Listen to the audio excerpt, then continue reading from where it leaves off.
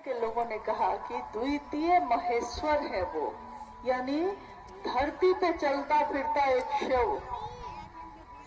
उनका आचरण, उनकी बात।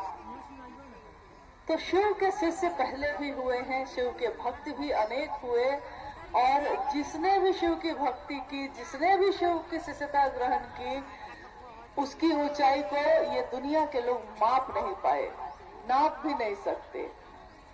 कोई अगर गुरु है, उसकी ऊंचाई नापी जा सकती है। किस तरह? आपने अभी सुना कि गुरु, सदगुरु और जगत गुरु की व्याख्या।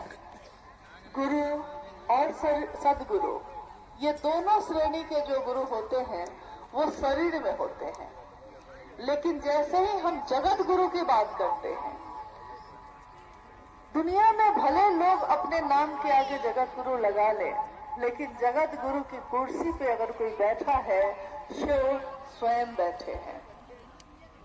विश्व गुरु, आदि गुरु, महादेव को ही कहा गया आदि गुरु, यानी गुरुओं की श्रृंखला में अगर पहला गुरु कोई है तो वो कौन है? आदि और अंत, यानी आदि प्रारंभ और अंत जहाँ पे जाके खत्म होता है मामला। आदि गुरु शिव।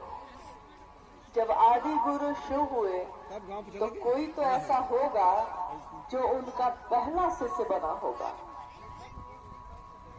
जब यह दुनिया बनी भी नहीं थी, शिव और उनकी शक्तियां सुषुप्तावस्था में है, यानी है, शक्ति है, ताकत है, ऊर्जा है, लेकिन सुषुप्तावस्था में है, प्रकट नहीं है। शिव भी शांत, अघोर, और शिव की शक्तियां भी अघोरा, यानी बिना तरंग के, बिना किसी हलचल के सुषुप्तावस्था में है। शिव ने इच्छा की, ये दुनिया बनी। शिवेच्छा बलि असी। शिव की इच्छा में इतना बल है कि मात्र उनकी इच्छा से ही ये ऐसी कितनी सृष्टि बनती है, रहती है और टूट जाती है, खत्म हो जाती है।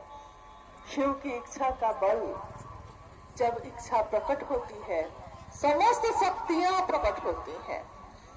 और साहब ने कहा कि शिव अपनी समस्त शक्तियों से जाने जाते हैं। शक्तियां शिव का प्रकटीकरण है, यानी शिव जब प्रकट होंगे दुनिया में तो इन शक्तियों के रूप में वो विचरते हैं, दिखते हैं, महसूस किए जाते हैं।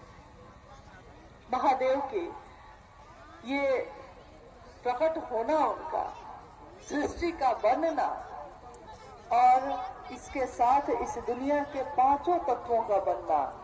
आकाश ऊपर दिख रहा है, हवा जिसके कारण हमारे आपके प्राण चलते हैं। अगर ये वायु ना हो, अगर ये हवा ना हो, तो हमारे प्राण ही रुक जाए, चल ही नहीं सकेंगे। अग्नि, और ये अग्नि सिर्फ बाहर नहीं है, ये पांचों तत्व सिर्फ बाहर नहीं है, हर इंसान के शरीर में, उसके जीवन में भी यही पांचों तत्व चल रहे हैं। इसीलिए जब हमें भूख लगती है तो हम कहते हैं कि जठराग्नि